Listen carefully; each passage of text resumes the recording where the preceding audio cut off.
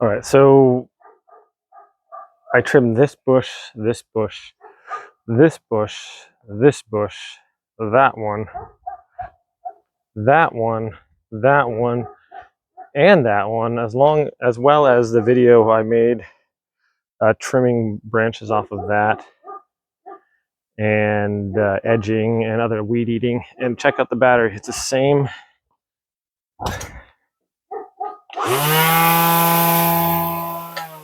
That's a 72%. Whoa.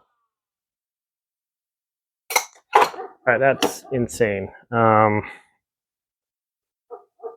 Yeah, that's because if usually I would normally use this edger or this head sweep trimmer, and it would take me at least a couple batteries to do these bushes here. And it's been doing all of those, as well as some weed eating and everything else. So I'm really, really impressed with the amount of battery life this thing has. It's pretty crazy. And doesn't do a horrible job on the bushes too. It looks pretty nice actually. So I just wanted to add this because that was super impressive.